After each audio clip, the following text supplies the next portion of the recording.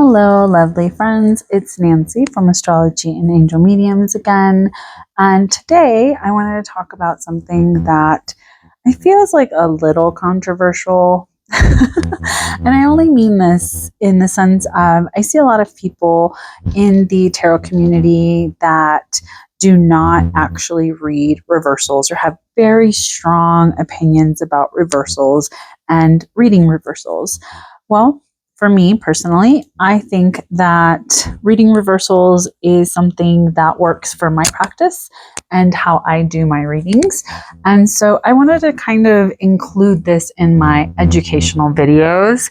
At the end of the day, there's no tarot police.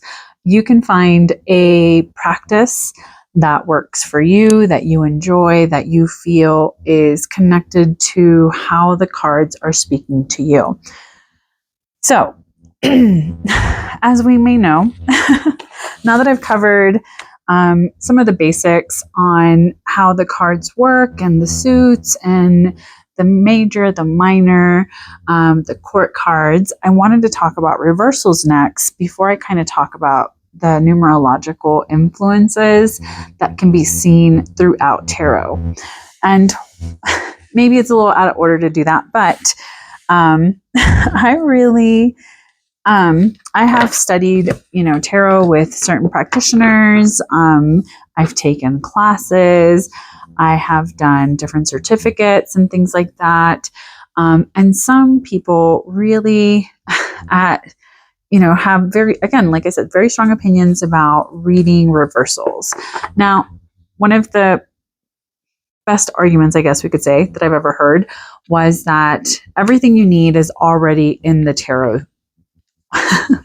Everything that could possibly be good, bad, hard, easy, however you want to talk about, is already included. So there really is not a need to add in the extra layer of the other 78 meanings in reverse.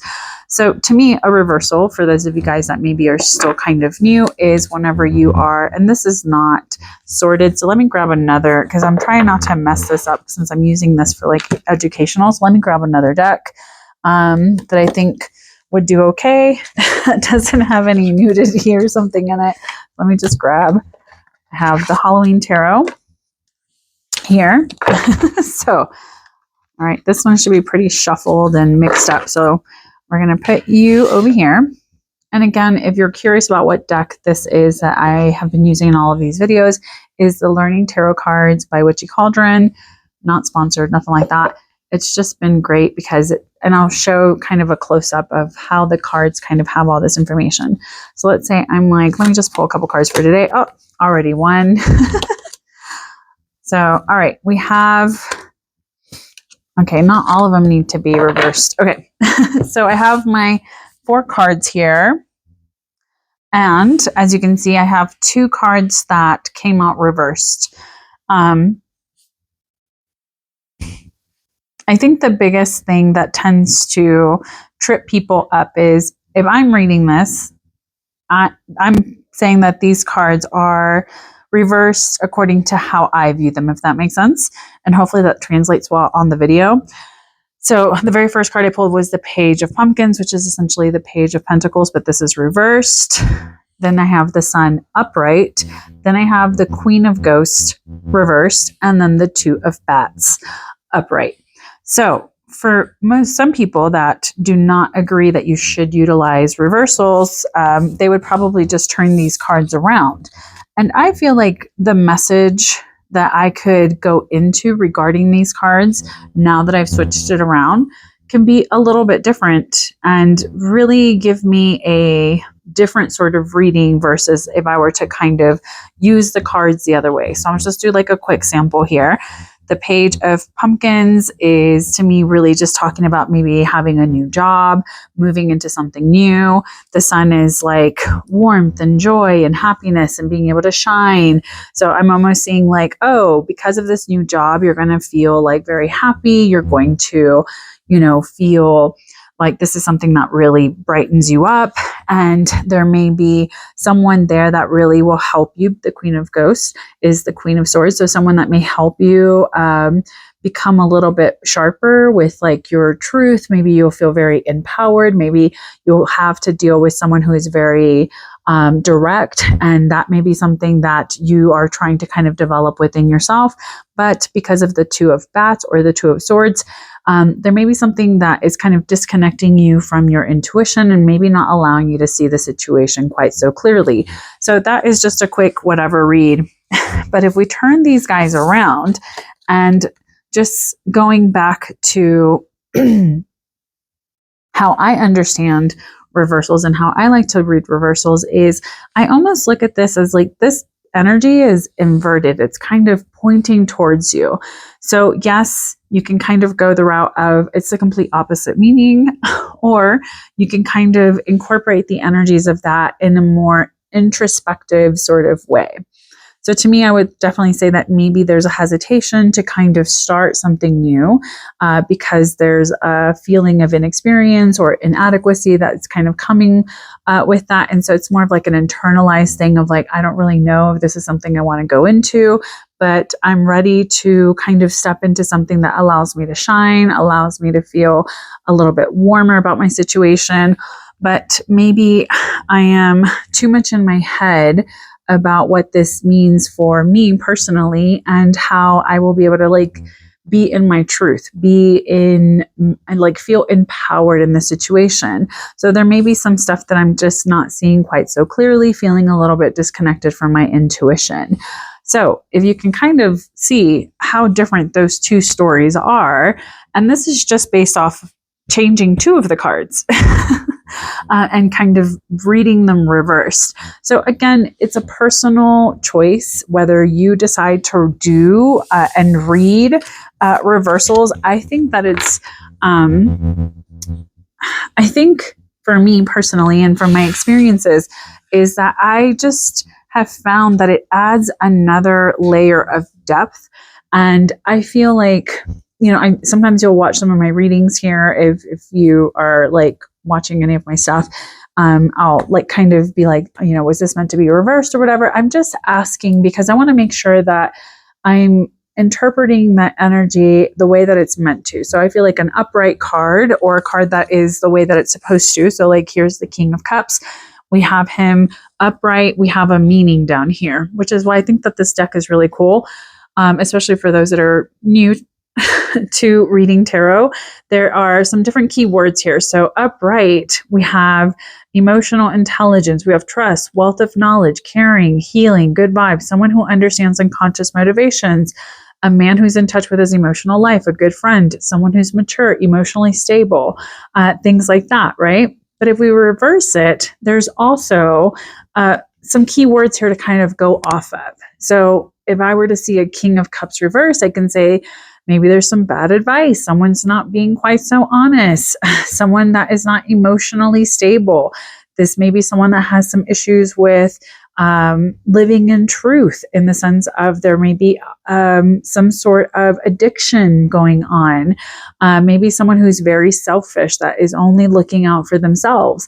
So see how that energy is completely changed in the sense of it can totally change the way that you're telling a story. So I think that it's something to consider in your tarot practice.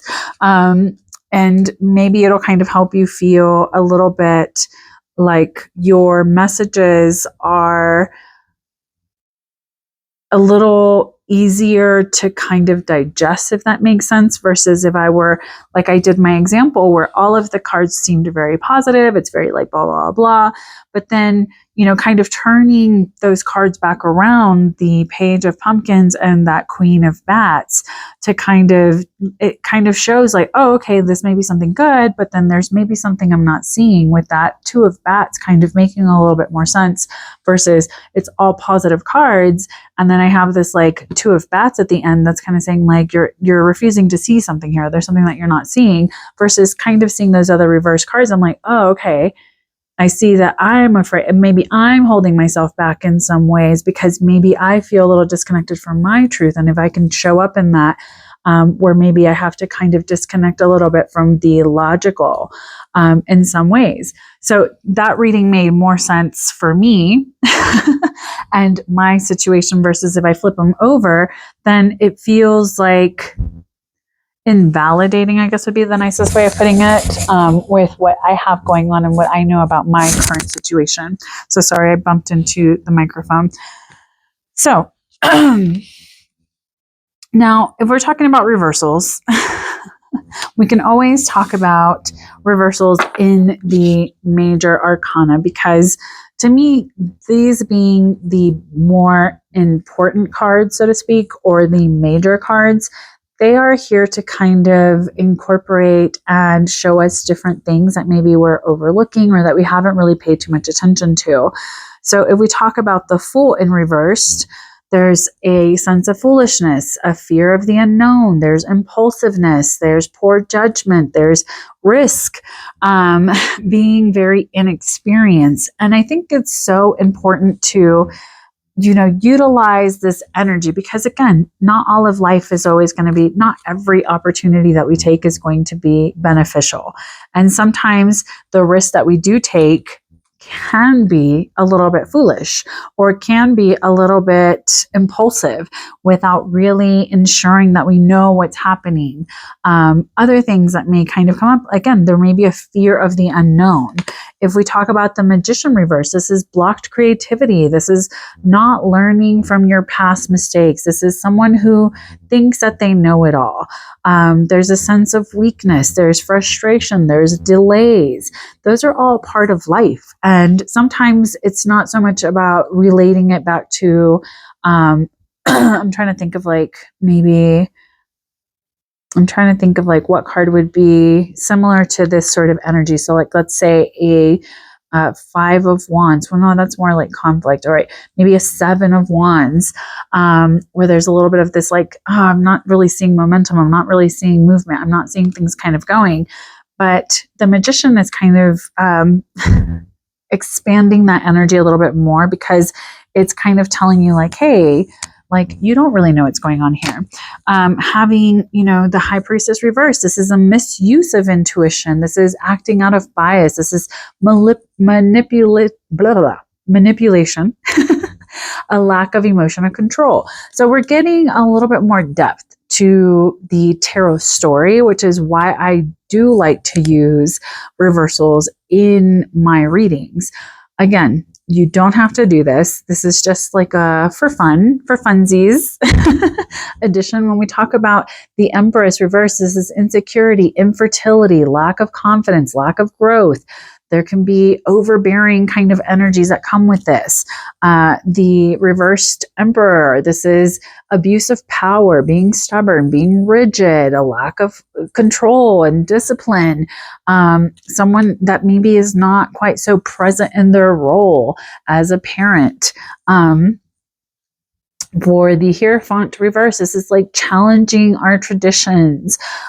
This is like the unconventional. So whenever I'm getting like this card, when it comes to like my personal journey, I was raised Roman Catholic. I have broken away from the church in my early 20s. And it was very much this kind of like the Hierophant reversed. And it's more of just like, not conforming to those traditions.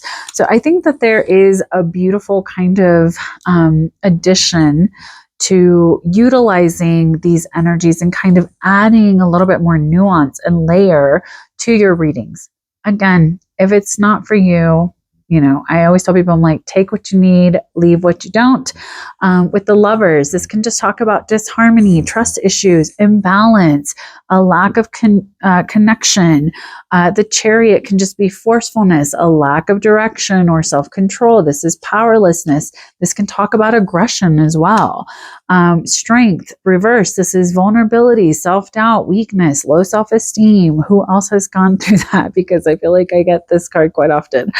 And it can feel very much like you're not seeing things move forward. The Hermit, this can be about loneliness and isolation and being very withdrawn and antisocial or feeling very restricted by your isolation. The Wheel of Fortune can just talk about bad luck, upheaval, disorder, things out of control, things not really working the way that you thought they were going to.